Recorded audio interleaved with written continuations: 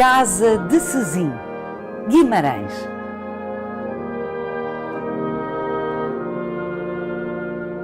A Casa de Sezim está documentada na mesma família desde o século XIV. Evidentemente que em 700 anos a dita família se desdobrou em múltiplos ramos, de que se extinguiram uns e reinventaram outros.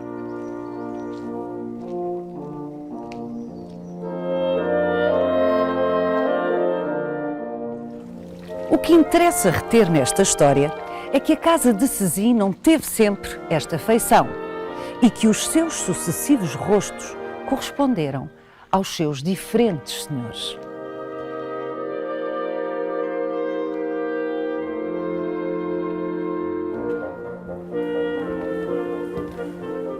Na primeira metade do século XIX, Manuel Freitas do Amaral decide sofisticar a casa que herdara.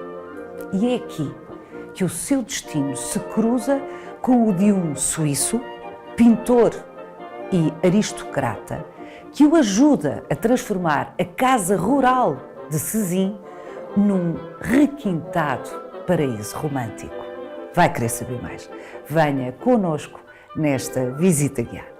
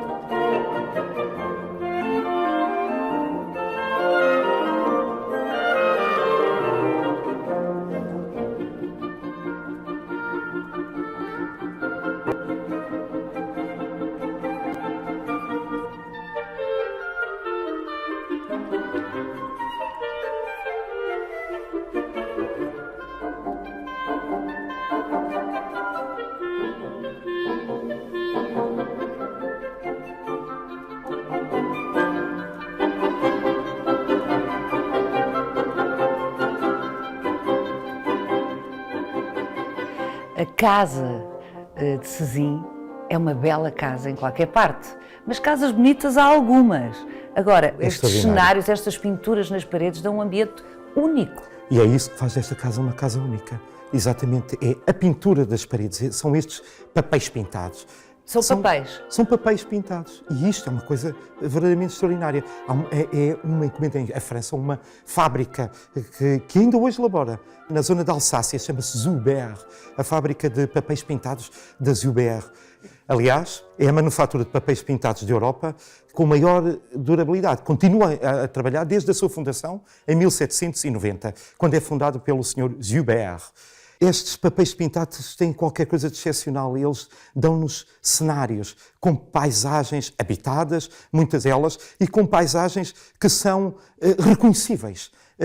Na verdade, no princípio, haveria 25 temas que se podia escolher por catálogo. Quer isto dizer, se uma pessoa quisesse ter na sua casa um cenário oriental, podia escolher naturalmente os papéis do Indostão. Ou uma paisagem exótica do Brasil, também podia escolher e ter na sua casa essa visão dos cenários extraordinários de sítios onde nunca tinham ido, mas que com certeza tinham conhecido através da literatura.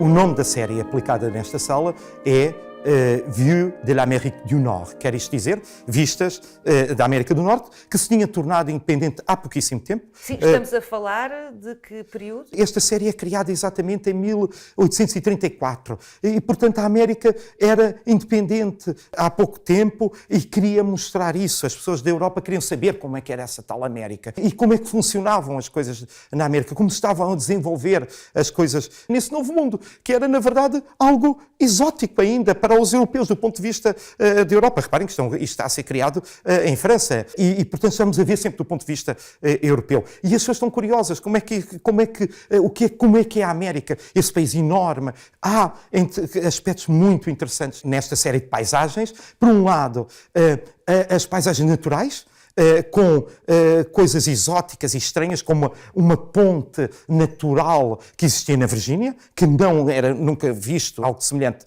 na Europa, ou as cataratas do Niágara, que ainda hoje fazem as maravilhas de tanta gente. E isto era algo que estava a ser revelado para a própria Europa. Mas também, por outro lado, o aspecto da América, de uma América moderna, uma América que se quer desenvolver e quer mostrar esse desenvolvimento. Uma América que, na verdade, foi apadrinhada pela própria França. E era isto que os franceses gostavam, de alguma forma, também de mostrar, é que eles estavam a acompanhar o desenvolvimento industrial. Repare-se, por exemplo, na paisagem das cataratas do Niágara, que vemos um vapor a passar naquela grandiosa paisagem, ou, por exemplo, as vistas de Boston, a cidade mais europeia dos Estados Unidos, com os seus hábitos, as senhoras muito bem vestidas à moda da época, e com o porto de Boston à vista, ou a parada em West Point, que é um porto que fica do lado lá de Nova Iorque. Vê-se Nova Iorque ao fundo, uma Nova Iorque muito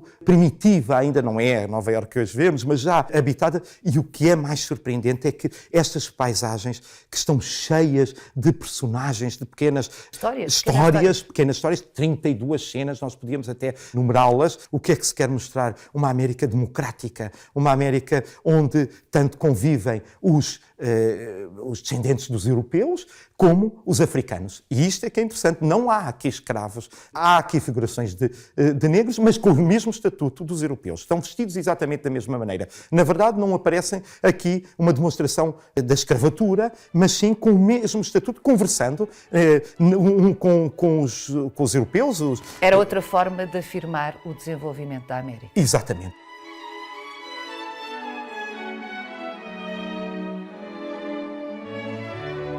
É uma espécie de banda desenhada, Anísio, que é engraçado, que às vezes é interrompida pelos vãos das portas e a cena prossegue. Isto Claro. foi mesmo concebido para contar histórias, de facto. Exatamente. E tem intencionalidade, como esteve a explicar-nos, mas não é só a cenografia, os detalhes que impressionam, é a qualidade destes papéis. Exatamente. É que estes papéis têm 200 anos. Exatamente. E estão no relativo bom estado, dado que não sofreram nenhum tratamento de restauro ou conservação. Portanto, nunca foram intervencionados? Nunca foram intervencionados e continuam as cores muito vivas. Isto tem a ver com a qualidade da técnica que é usada nestas pinturas. Aparentemente, quando aqui chegamos, parece que isto foi pintado a pincel, figurinha a figurinha, o que nos impressiona extraordinariamente. Na verdade, há um cartão, digamos, uma primeira cena que é feita por um artista e essa cena é depois decomposta. Cada uma das cores, cada um dos detalhes é decomposto em placas. Placas que são gravadas, cada uma corresponde a uma cor.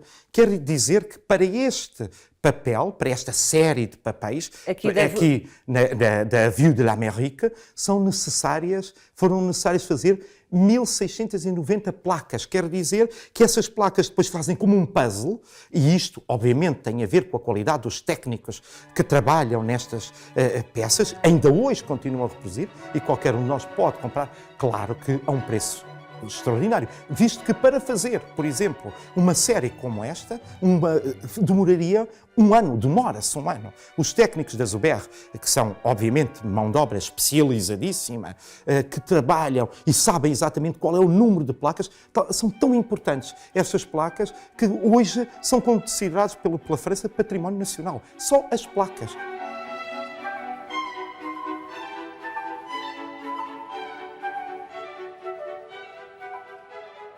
Nós não imaginamos, ao olhar para cada uma destas cenas, quantas cores estão aqui colocadas. Mas a Zuber sabe, e eles dizem-nos que são 225 cores que são aqui usadas. Também a afinação das cores. É que as cores não são industriais.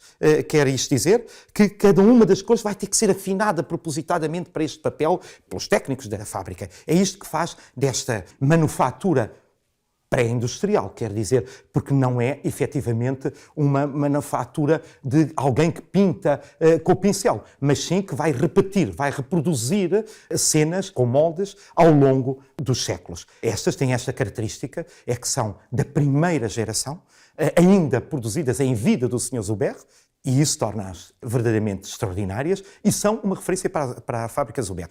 Por exemplo, se nós quisermos adquirir a Vue de l'Amérique, portanto esta série, eles vão dizer que existe em Portugal, na Casa de Sezin, uma série destas que ainda está visível, demonstrando a qualidade dos seus papéis. A resistência desses papéis e a qualidade das cores. É importante sublinhar que isto nunca beneficiou, como já nos disse, nenhum restauro, e que estamos numa casa que é usada, que é vivida, o que significa que o desgaste é maior do que se fosse um museu, não é? Se fosse um museu com as condições ambientais, Exatamente. As janelas abrem-se, fecham-se, há inverno, há verão, apanha mais luz, mais calor, mas resistiram. E estão aqui há quase 200 anos.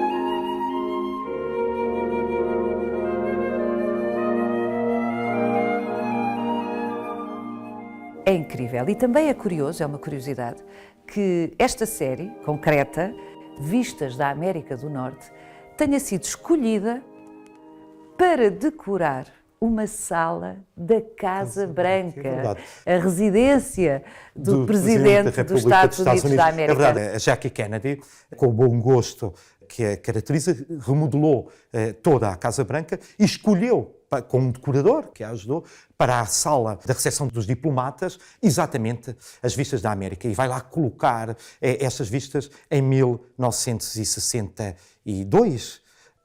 A questão é que essas são colocadas lá em 1962. E estas estão aqui desde 1840. Isso sabemos porque está documentado no arquivo da casa.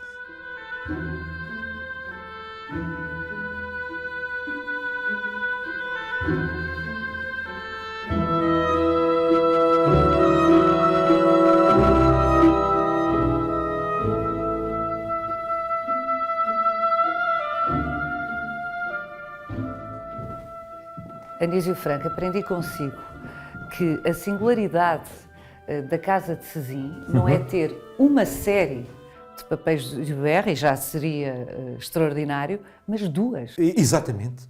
Esta sala está coberta com outro cenário produzido pela fábrica Joubert, mais antigo do que o anterior, 1807. Na produção Joubert, ela é colocada aqui em 1840, tal como a outra. E esta chama-se Industão. Era algo que também interessava muito a estes românticos, esta gente dos 1840, as questões do exotismo, a cor, a paisagem, a grandiosidade, verdadeiramente cenográfica, quase teatral, operática, de elefantes, dos longínquos orientes e também construções extraordinárias, fortalezas, tudo isso fazia parte deste ideal. No caso, por exemplo, aqui do Industão, nós não temos a certeza absoluta se eles estão a copiar qualquer coisa da verdadeira paisagem. Eles estão a imaginar, a criar exatamente aquilo que nós, aqui do ponto de vista europeu, achávamos que era a Índia.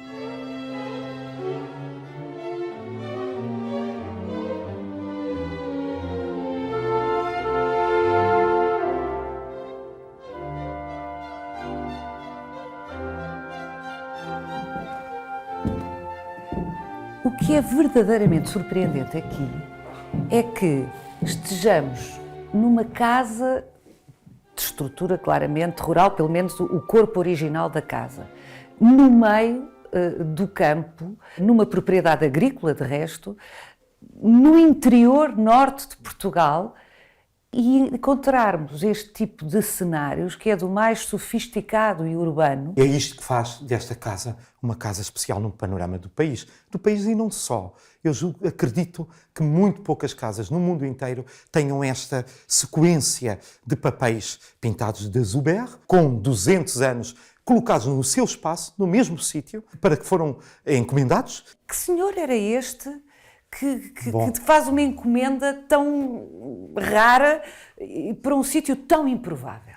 É este senhor que está exatamente atrás de mim. Chamava-se Manuel Freitas do Amaral, era um homem do tempo dele, era verdadeiramente um romântico, e reparem que todas estas cenas são cenas que preenchem o imaginário de um romântico. Era um homem que com certeza lia romances, gostava com certeza de ópera, de música, e vivia o seu tempo. E tinha uma sofisticação com certeza que os seus antecessores não tinham.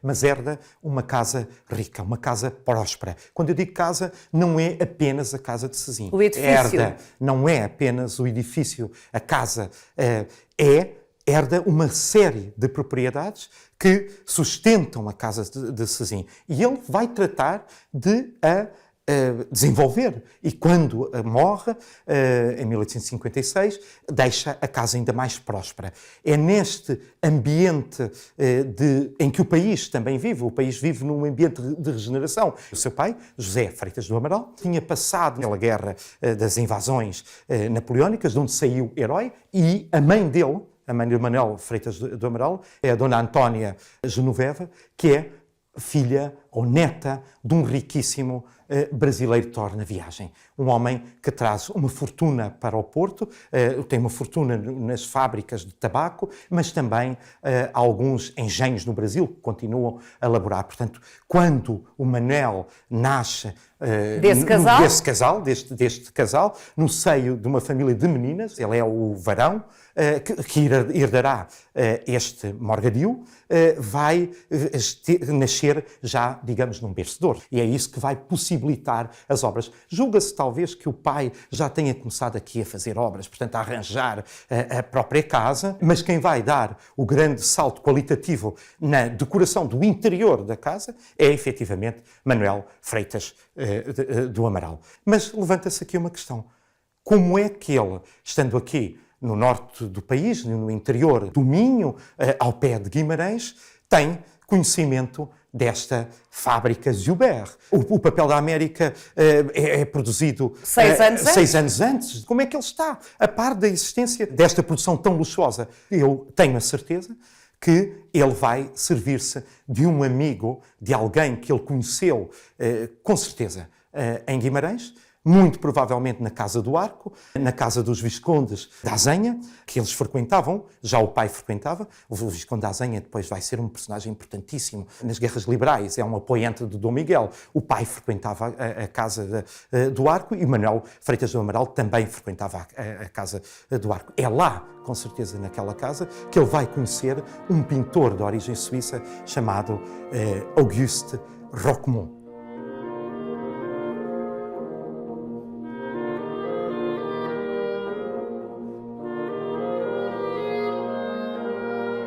Auguste Roquemont era filho de um príncipe suíço, o príncipe de Hesse, que vem exatamente para chefiar as tropas do Dom Miguel, contra, obviamente, o seu irmão Dom Pedro IV. E é neste cenário, neste convívio na Casa do Arco, que ele travará... De miguelistas? De miguelistas, no fundo, que Manuel de Freitas do Amaral travará conhecimento com Augusto Roquemont. Sabemos pela documentação que é o Augusto Roquemont que vai adquirir os papéis à Casa Zuber.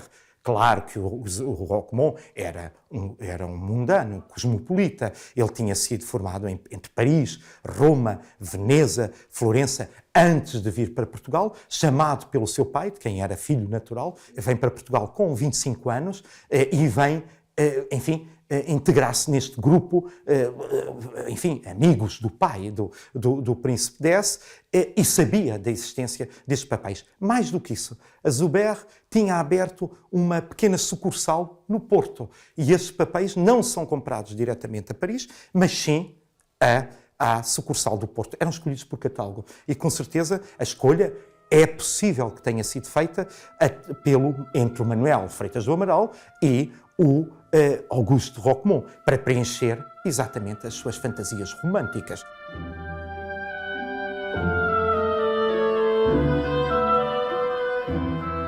Mas, por mais amigos que Manuel Freitas do Amaral e Auguste Roquemont se tenham tornado, porque seria que um pintor com uma formação tão sólida como Roquemont tinha tido em Itália, em França, durante tantos anos, se havia de interessar por papéis pintados, por mais luxuosos que fossem, e pela decoração de uma casa minhota, de uma boa casa, mas uma casa porquê?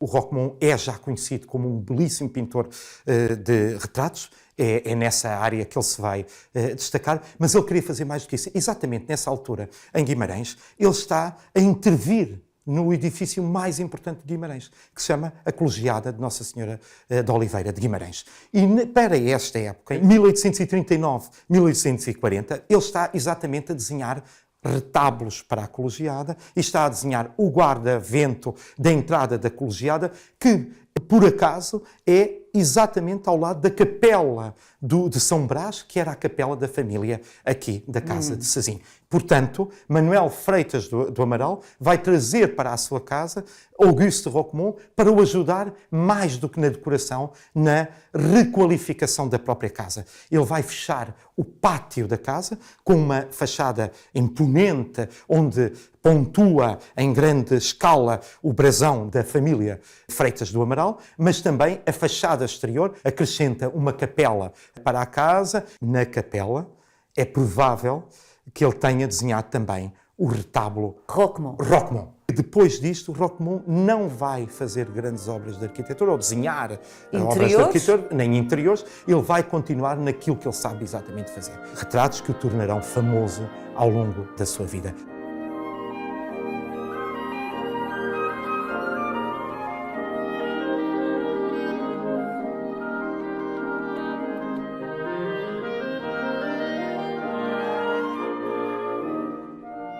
Bom, visivelmente, Manuel Freitas do Amaral, a sua casa e os seus descendentes beneficiaram desse episódio de Auguste Roquemont, que não teve sequência, não teve futuro, como arquiteto e decorador de interiores. É verdade. Auguste Roquemont chega a Portugal com 25 anos e apaixona-se pelo país, não mais sairá de Portugal, e particularmente vai se apaixonar pelo Minho.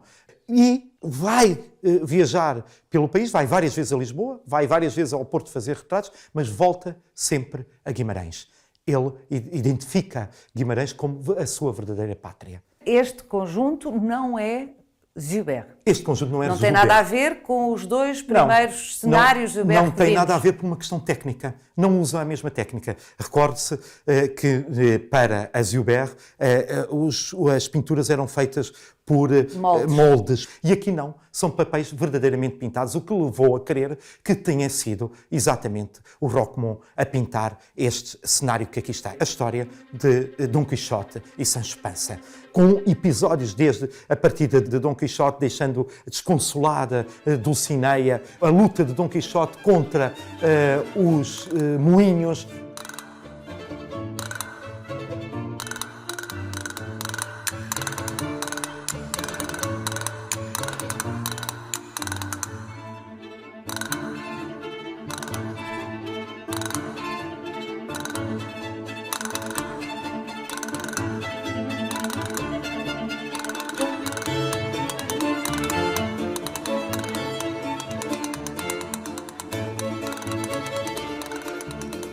No Palácio de Queluz existe uma sala que se chama a Sala de Dom Quixote. Nós sabemos que o Roquemont pintou para a corte, sabemos que ele retratou a irmã de Dom Miguel, a infanta Isabel Maria, que foi regente do reino, e é muito provável que o Roquemont conhecesse efetivamente o quarto de Dom Quixote em Queluz. É o quarto preferido de Dom Miguel.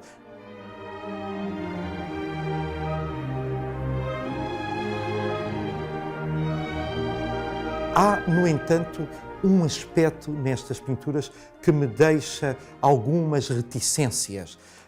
Nomeadamente esta cena que está aqui atrás de mim, onde se representa o Sancho Panza a ser lançado por um lençol, que repete exatamente o tema do pelele. O pelele é uma brincadeira que o Goya desenha e pinta para os cartões de umas tapeçarias para o escritório do rei de Espanha no Escorial e que repete exatamente esta cena. Um fantoche, uma espécie de um fantoche que é lançado ao ar num lençol por mulheres. Aqui são homens e é o Sancho Panza, nós reconhecemos, mas a matriz é com certeza esse cartão do Goya.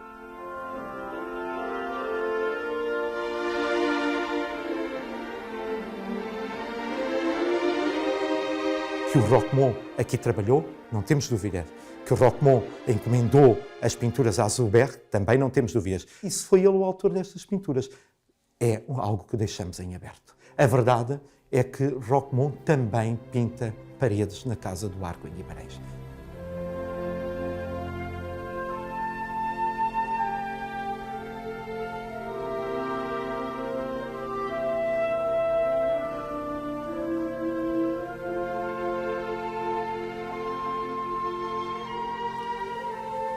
Bem, Anísio, esta varanda é ainda melhor que os papéis de Zoubert. É fácil imaginar aqui Manuel Freitas do Amaral, o requintado Manuel Freitas do Amaral, com o seu roupão, que de resto é visível ainda na casa, guardou-se, e bem, um roupão de seda, bem à altura de quem mandou fazer estas salas com estes papéis. Exatamente, nós podemos imaginá-la sair do seu quarto, que fica ali ao fundo da cama fantástica, uma cama do século XVII portuguesa, vestido com o seu extraordinário roupão e olhar para as suas propriedades, para este jardim. É mesmo um paraíso romântico. É um paraíso romântico, com certeza. Manuel Freitas do Amaral é tio trisavô do atual proprietário, que conserva a casa como ele a deixou. O embaixador Pinto Mesquita, que é centenário. Centenário, é incrível. Anísio, quando esta casa entrou na família do embaixador Pinto Mesquita, em rigor há 700 anos, o apelido não era nem Pinto Mesquita, nem Freitas do Amaral,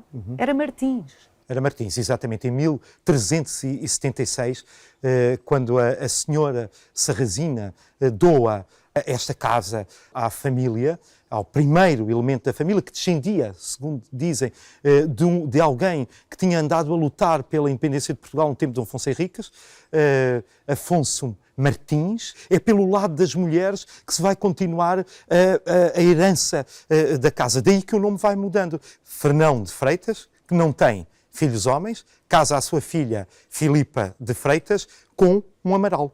Isto já se está a dar aí no princípio do século XVI. Na verdade, Fernão de Freitas vai para a Batalha de Zamor e conhece um homem que acha o ideal para casar com a sua filha. Esse senhor é que vai dar o nome Amaral. Então, os filhos dessa Filipa de Freitas é que se passarão a chamar Freitas do Amaral. É interessante ter falado na Batalha de Zamora, Anísio, porque desde esse primeiro Martins, a quem foi dada a casa de Sezim, nos anos 70 do século XIV, que esta estirpe, que se multiplicou em muitas direções, com muitos ramos, mas, no fundo, esta família está sistematicamente associada a todas as batalhas que o Reino de Portugal travou. Exatamente. E a todas as grandes lutas internas. É o papel do nobre. Eles têm que defender a sua nação. E a verdade é que os Freitas do Amaral estão presentes em todas as grandes batalhas. Eles vão estar ao lado de Dom João I, de onde saem vencedores, e depois estarão ao lado de Dom Pedro em Alfarrobeira, não tão vencedores, como sabemos, e assim que sucessivamente eles vão continuar, a família estando sempre em todos os momentos. Estão nas batalhas da Restauração, de Portugal já em 1640, eles estão sempre implicados nas frentes de batalha pela defesa do reino. E talvez seja por isso que quando chega ao século XIX, ao início do século XIX, quando eles têm de optar entre o Partido Liberal e o mais conservador miguelista, eles optem pelo Partido Miguelista, na defesa do reino, como eles o conheciam. É essa tradição que eles querem manter. e é natural que estejam aliados ao Partido Miguelista. Claro que é por pouco tempo, porque passado alguns anos eles recebem um perdão já dos liberais e a tradição liberal entra na família pelo lado das mulheres. A mulher do sobrinho a quem Manuel Freitas do Amaral deixará a casa é de uma tradição liberal. É preciso dizer, ainda não dissemos, Manuel Freitas do Amaral nunca casa, não tem filhos, coisa que aconteceu imensas vezes nesta família. E portanto, deixa um sobrinho, não é? E deixa um sobrinho, o nome, neste caso o nome continua, mas acontece variedíssimas vezes isto na família. Reparem que o embaixador Pinto Mesquita não se chama já Freitas do Amaral, exatamente porque esse descendente, esse sobrinho do Manuel Freitas do Amaral, não terá rapazes mais uma vez e vai ser herdado novamente por uma mulher. E é com o casamento dessa mulher na família Pinto Mesquita que vem o nome para o embaixador Pinto Mesquita, que é o atual proprietário, na verdade, sempre na mesma casa. Ele sempre é um descendente. Os nomes é que vão mudando. A casa está sempre na família. Mas houve uma grande briga no século XVII. Pois houve, pois foi uma briga tremenda. Foi havendo brigas, foi ao longo anos, de heranças, muitas brigas exatamente, pela propriedade da casa. Sim, porque eram tantos filhos e uns não tinham, os morgados que não tinham descendência. E mais, ainda se vai colocar outro problema, é que alguns são descendentes e são religiosos, são padres, são cônegos da Sé, como aconteceu exatamente no século XVII. Na verdade, o pleito acaba por decidir, os tribunais, ao fim de 20 anos, só em 1660 é que esta demanda vai ter o seu fim, quando os tribunais dão razão ao cônego. É um período de esplendor da casa. O cônego, pelos vistos, tinha dinheiro e vai fazer aqui obras na casa. Mas ele é cônego também, ele não tem descendência. E o pior de tudo é que vai deixar a um irmão que também é padre. E esse irmão padre é que vai deixar a um sobrinho, a um Fernão do Amaral, que será o antepassado do nosso Manuel Freitas do Amaral.